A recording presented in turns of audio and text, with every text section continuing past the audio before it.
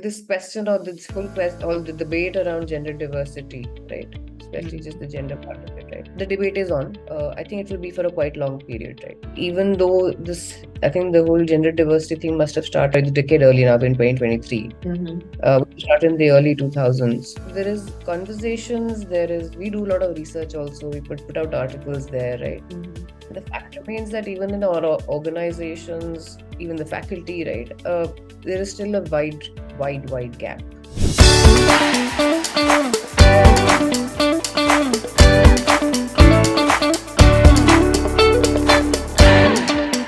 Welcome to Icons Behind Brands, where we uncover the stories of extraordinary individuals who have shaped the world of marketing and branding. I'm your host, Devleena Neogi, and today we have a remarkable guest joining us, Ms. Abhilasha Kumar, who is the head of marketing at ISB Executive Education, is a true powerhouse in the realm of growth marketing. With an impressive 17 years of industry experience, she has played a pivotal role in building brands and contributing to business growth. Having worked with renowned companies like Axis Bank, Apollo Hospital, Abhilasha brings a wealth of knowledge and expertise to the table. So let's join us as we have Ms. Abhilasha Kumar with us. A warm welcome to you, Abhilasha. Thank you so much, Devleena. It's great to be here. It's overwhelming to have you here, Abhilasha, and we cannot wait to hear from you. So we would love to know about your journey and about your background so far, and then eventually we will move ahead. I mean, professional journey, you sort of outlined it, but I just want to add to that I am a nomad marketer. At one point in time, I used to like to call myself as a nomad marketer because I'm an industry agnostic, right? And I think truly that's been the greatest part of the journey for me. I have not stuck to any one industry in the last 17 years across roles. That's truly really shaped me as an individual and helped me be who I am as a professional today. You have worked with different industries, like as you said, various industries altogether. Now, education as an industry, which is very different in terms of when we, call it about marketing. So there are regulation, there are, certain things which you need to take care of it. So, how do you navigate the challenges of marketing in this, highly regulated industry like education, and ensuring compliances with policies and guidelines here, Abhilasha? The education is not the most regulated in the country, and because I've been spent a significant number of years in banking and insurance, right? That exposure and that experience has really helped me sort of find it very easy to work in an education. So frankly, I don't see it as a challenge. It's very simple. What we need to be careful of is, given the fact that, and that's more to do with the brand, right? ISB is a global brand, Right. And it makes it very, very important for us to be very conscious, very transparent, and be true to the customer, right? Just primarily and that's not just for education, anywhere and everywhere. Data privacy, customer data protection, etc. All of those things are anyway we're doing consciously. We just do it a far more carefully at the Indian School of Business. So I think that's it. I mean, there's no other challenge I really see, because I've seen far worse. We've had to. Banking and finance is compliance, like serious compliance sort of aspect that one needs to be taken care of. So I do. Frankly, it's not difficult, like I said. Okay. So before we get into a little more into that, let's talk about the very basics. Typically right now, who is the typical target customers whom, in terms of marketing, let's get into that. And how are you reaching out to them? So for ISB, I'm presuming we're talking about ISB Executive Education. For ISB Executive Education, the name, the TG is ingrained in my name, executives. So anyone who's a working professional, right, is the right person in terms of a customer and consumer for me.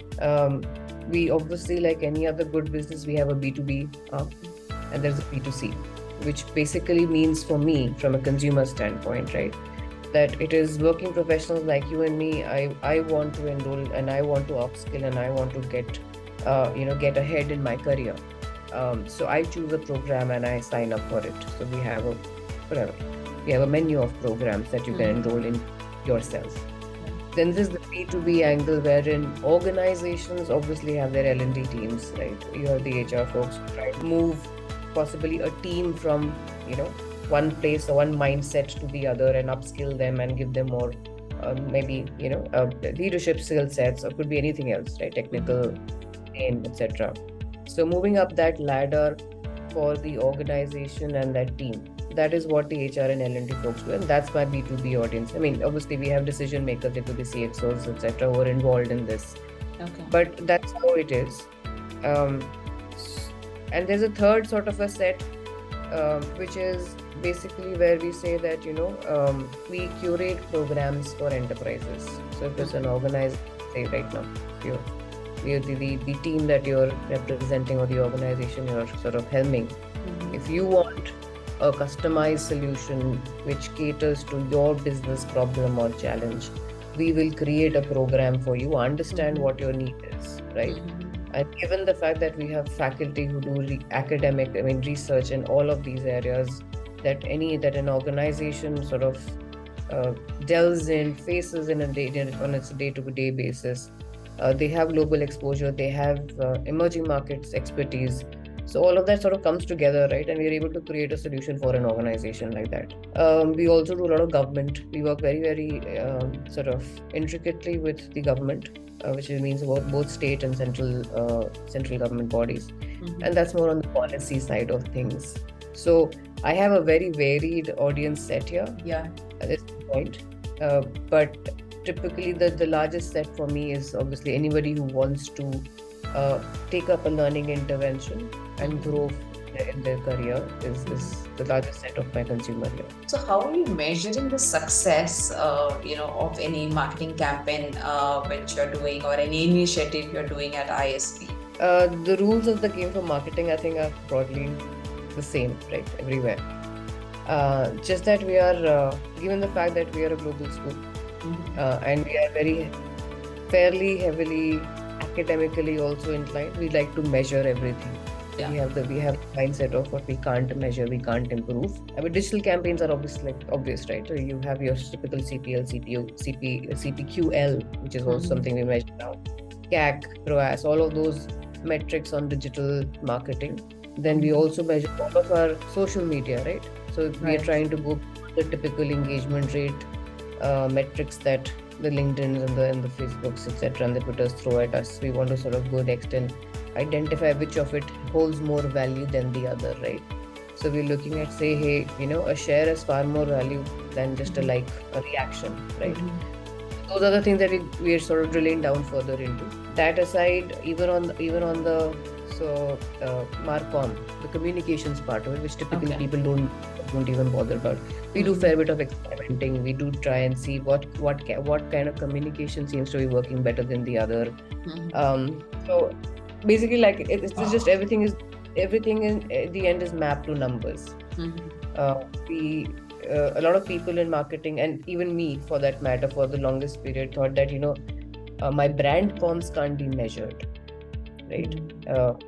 But we have, or we are in the process, continuously trying to find ways to bring everything and tie it back to a number, which can be measured, and not because you just want to measure it and say we are good, bad, ugly, but the objective is to measure and say, hey, what can I do better next?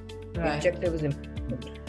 So with that focus, thanks to us being a B school, the focus always on finding ways to improve. So that's why we try and bring everything back to a number. So I think what you said is it's pretty challenging to track the communication. Tracking your campaigns and your paid campaigns, your ads. These are pretty easy because these are defined, but tracking the communication is pretty difficult. And if you could shed some lights, because we have the audience, they are from the marketing fraternity. A lot of business owners, startup folks are there.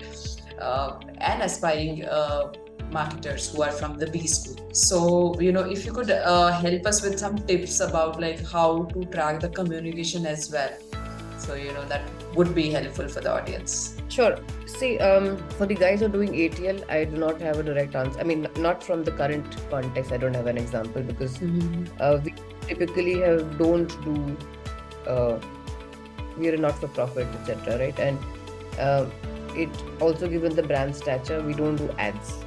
You don't do the typical TV ads. Obviously, a lot of question, but even the digital media ads is something we do not do. Right. Print ads are something we, I think, at the school might have been tried. But if I had to sort of give you some basis, right, and that's for now, that can just be a suggestive idea for people to track. Is right. You got to be able to see. Although, I mean, the fact is that I mean, everybody's measuring everything today, right? For me, in this example, I'll take my executives who are enrolling for my program, right? So, say you are a business who has enrollment or purchase basically as the end objective. You have to be able to say at the day or the before the campaign goes live, what was my purchase metrics? How many inquiries was I getting, right? How many people did enroll? For in my case, how many people enrolled or inquired? And then once you have that baseline, getting your baseline is very important in marketing. After that, whatever campaign you did, whatever communications that you sent out, what impact did you see during that period? Because typically campaigns will have a recall and a longer duration depending on how long the campaign runs. So see the delta in that duration and see the delta after. Right, so that is a simplistic way of sort of tracking and being sure about your comms on the ATL part of it. What we do obviously is a lot of digital, right, and that's where I can sort of give some thoughts. We very aggressive, like I said, we tracking everything back to a number. So I am looking at my CTRs, I am looking at my visitors on my website, and I am looking at organic versus inorganic visitors right now. And see the behavior, how the behavior is also, for example, changing. Not just the number of visitors who came, but how long they stayed and interacted with me on my or whatever channel it was. Right, I did a social media organic post, for example, which is we do a lot of knowledge-led stuff. Right, we put out a lot of content. For me, brand building basically is content. Content backed by research. So once I started this whole campaign, or when I ran one content campaign for a period of 3 months, right? One was obviously how the reach changed over time, how many people were clicking through to that, from that to my page. When they came to my page, what were they doing on that? I mean, it's all there for everybody to see, but you should be able to create a framework and say, hey, these are the things that are going to one, obviously measure your baseline, craft your baseline. These are the things that I know I need to measure. What will happen over time is you will start seeing a lot of other new sort of customers behaviors or insights that come through. Certainly you may maybe it could be one metric that you've ignored. For example, standard, when we started, we said CTR. What's the one way to measure digital ads? CTRs, right? Eventually, like I said, I added saying that we realized it was also impacting my organic visitor, my repeat use, my repeat visitor. So that's a change I saw, and then I said, oh, it is getting impacted, right? And that was a positive change for me. And then you see, okay, how much time is this repeat user spending on your page? How much time is the non-repeat or the original user spending? See the delta between. So data is, if you can get your hands on the data, right? Start finding your own. Every business will have their own. But when you start playing around and getting access, ensuring that you're tracking and mapping everything, like data can do what is for you. Right. And that's where your consumer insight. Basically, objective for us is consumer insights. So, to your point, these are it's a lot of things I said, but effectively, by the simplest point being that identify your metrics. Begin with a baseline. Start your campaigns. See how it's measuring, but keep tracking your numbers. Keep looking at what is changing in the back end for you, whether it's organic, whether it's paid. CTRs being one of the first thing that you look at. You look at how your organic business is growing, because that's what you want. As a marketer, the one thing that you want to do is build a larger organic base. You want to spend and you want to build a brand, right? Brand building means that your brand creates a pull for the consumer to come in. So what are your brand-led metrics, organic metrics? What are your paid metrics? How do the two interact? So those things is what you should be typically looking at for any campaign. I totally understand, Abhilasha, because the kind of question which I asked, it's tough to, answer in just one line or two, because it's vast. It's an ocean, data and analytics. And the more you get into that, there is so much to discuss. Okay, so but we have touched upon it, and it's extremely important to have the hands on the data and to understand what exactly my consumer needs, my consumer wants, and where exactly my consumer is spending more time. And that's how, as you said, that you take the further decisions whether and how to reach out to them. So with that, we're just moving to a next section. So how do you approach the challenge of breaking through a gender biases and the societal norms in your marketing campaigns while still appealing to the wider audience? I mean, there's a very simple answer, but I'm trying to sort of, come up with, because this question or this full question, all the debate around gender diversity, right? Especially just the gender part of it, right? The debate is on. I think it will be for a quite long period, right? Even though I think the whole gender diversity thing must have started last decade. The decade early now, in 2023. We started in the early 2000s. There is conversations, we do a lot of research also, we put out articles there, right? The fact remains that even in our organizations, even the faculty, right, there is still a wide gap. So yes, to your point, we do consciously attempt to bring in with imagery, to bring in our tonality, right? How we articulate our messaging. Messaging has to be neutral, first things, right? And we are fairly conscious about that. Like I said, as a school, we are a global school, we have to be very, very careful about how it is that we put out our messaging. But imagery is one very, very significant way, and given that what works for us as a school also is imagery, by the way, right? It's true for others also, but when I say imagery, I mean by school images. We don't go out and use Shutterstock typically, the images bazaar, etc. We bring in the people, the true flavor of the school through our ads or whatever comes we send out, right? And hence we try and bring in those flavors from the classrooms where you have women as part of it. So that's one part of it, right? Put it out in the world.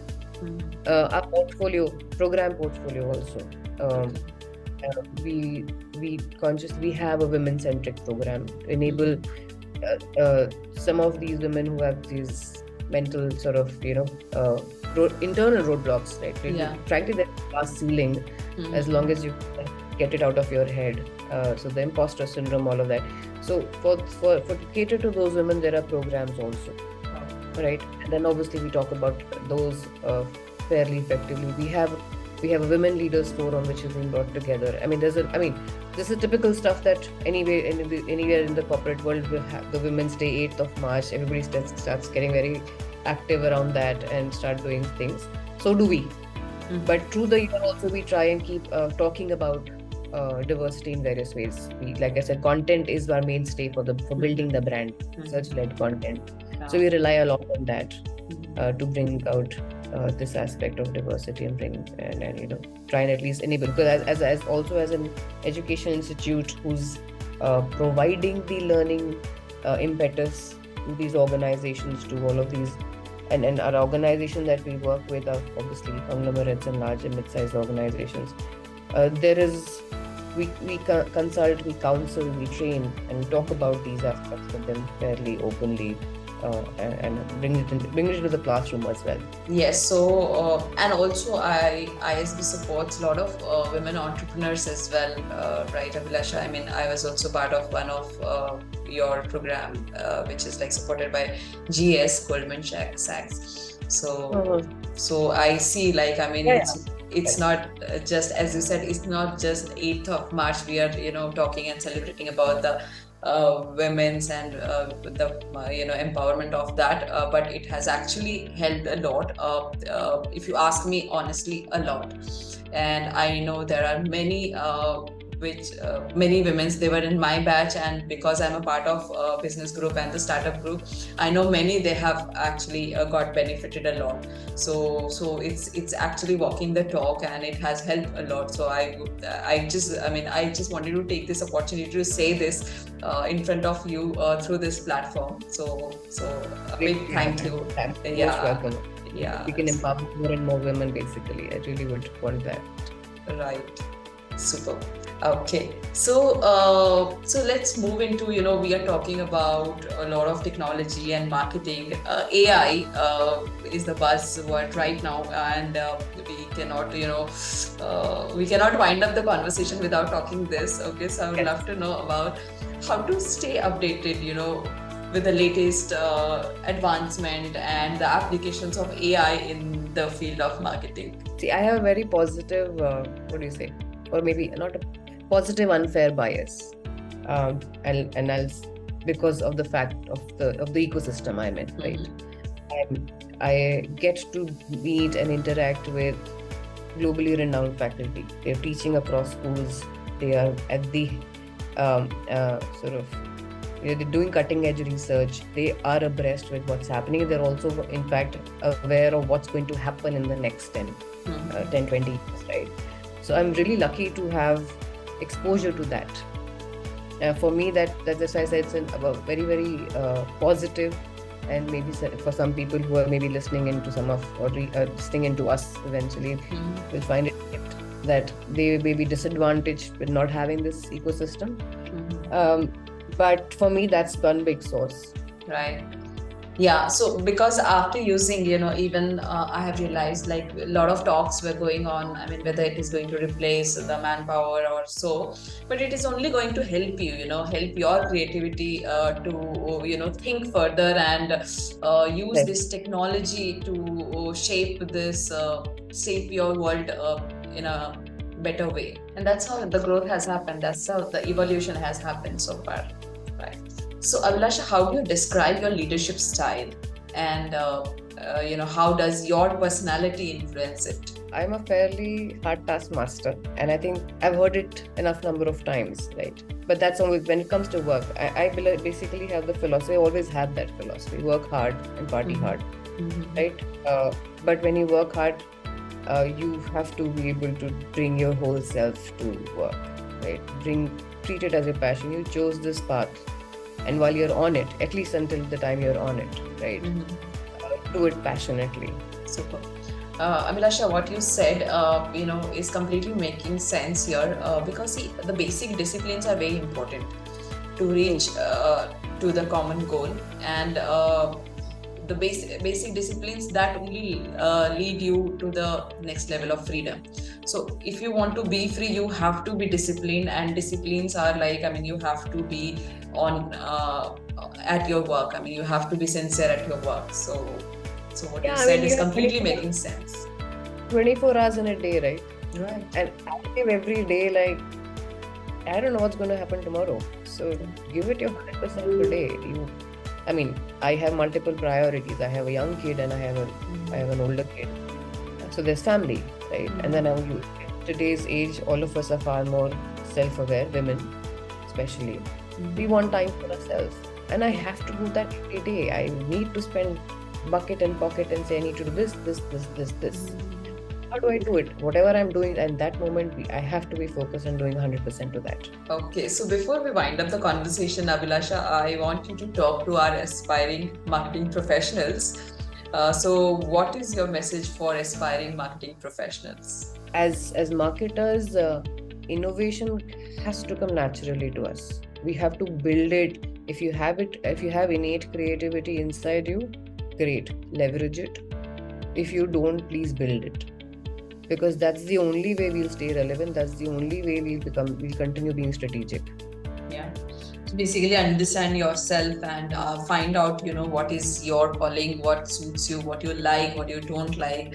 And as you rightly said, if you are blessed with creativity, please, work with it. Otherwise, you have to build it. Because the era where we are, there is no choice. Absolutely, yeah. The innovation curve is going faster than we thought that we could have ever imagined. Wonderful, Abhilasha. I mean, it was a wonderful conversation, on-point conversation, and power-packed. So, thank you for coming here. Thank you for accepting this invitation and spending your time here. Well, thank you so much, Devleena. I really enjoyed this. This is a great conversation. Thanks. Wonderful.